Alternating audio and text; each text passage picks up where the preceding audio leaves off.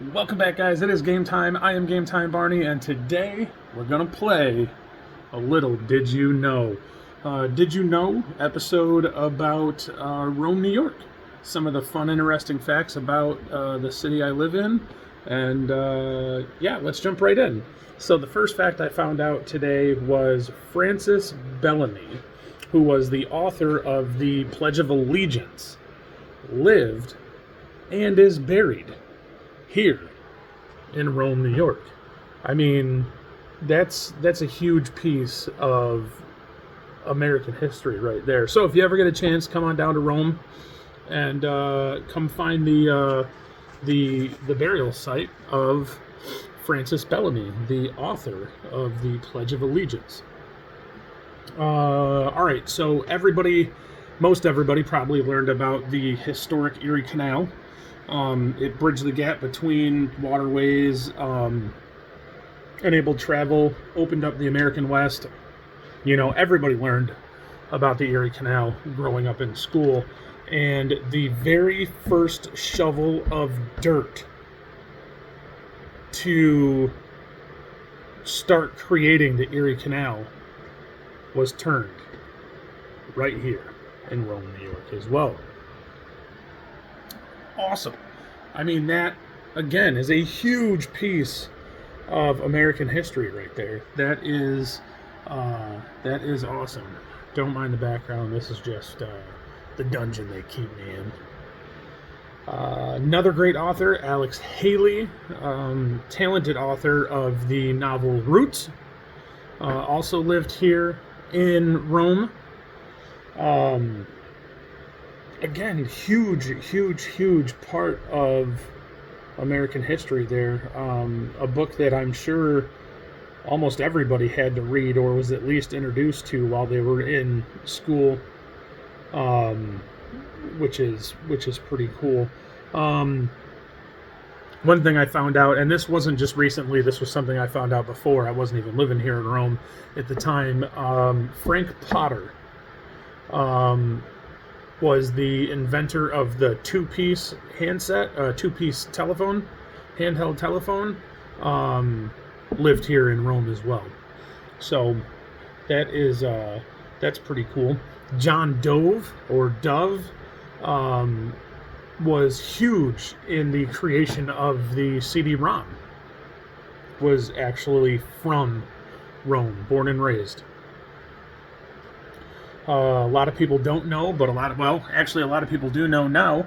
Rome was home to Woodstock 99 at the what used to be it was Griffith Air Force Base, and then shut down in the late 80s.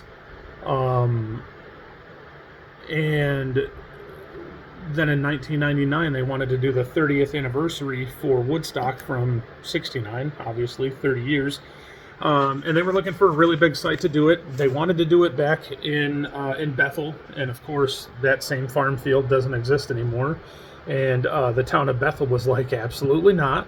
Do you know how big the original Woodstock was? So they said no.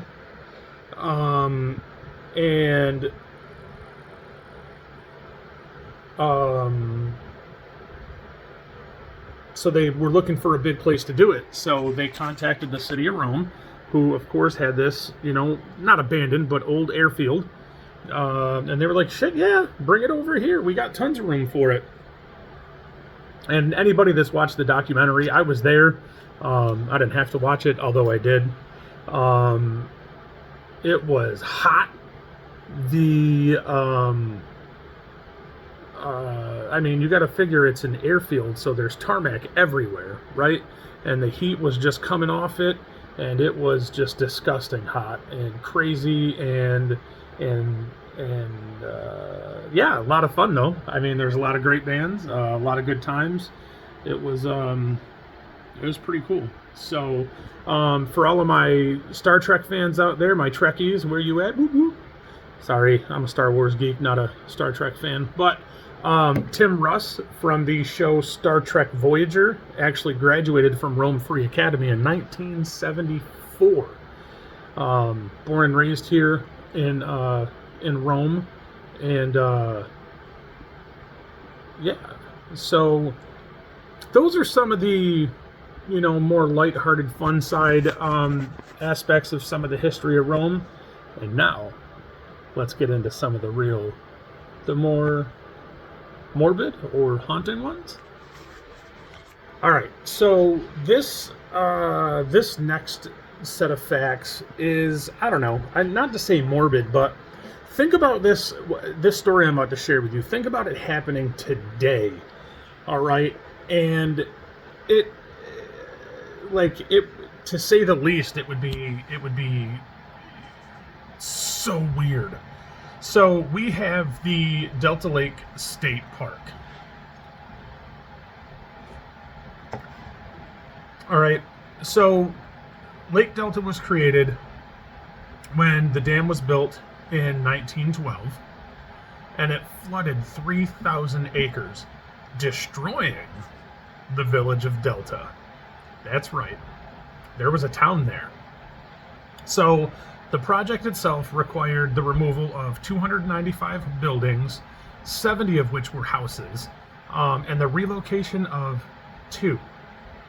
Not one, but two cemeteries, dead bodies and all. Now, do you think they got all the bodies? I don't. That's just me. So there is a peninsula that extends into the Delta Reservoir. That's the actual state park. And yeah, so now there is nature trails, hiking trails, all that stuff there. But essentially, they flooded an entire town, a village, and to create this lake. And so the story goes that if you go down,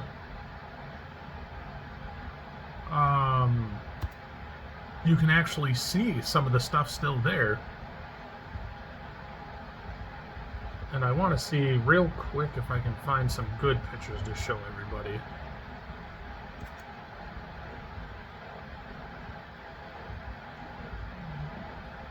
So when the lake is high sometimes, you can see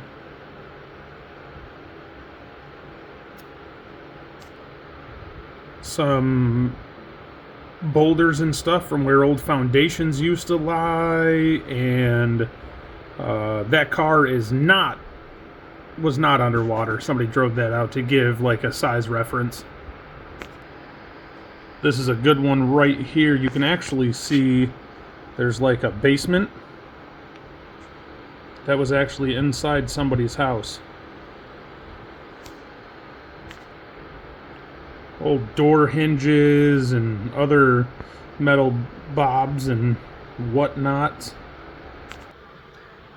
So yeah, there was an entire town that was uplifted and basically taken. And I think about what would it be like if that happened today? If somebody were to come in to, say, Watertown, New York, or, Pittsburgh, PA, or, Sacramento, California, and said, hey, you got 72 hours to get your shit and get out. We're going to build this dam and we're going to flood this place. So, thanks. Have a good day. And with eminent domain, what it used to be, and what it still currently is, there's nothing stopping, the government from doing that. So I just wanted to bring that to everybody that I think enjoyed the last video of driving around Rome, and I wanted to share some, information and knowledge about my current city where I live. And I hope everybody enjoyed the video. If you did, slap that like button for me. Make sure you subscribe so that you see the next time we upload our next video. And we'll catch you in the next one. This is Game Time. Out.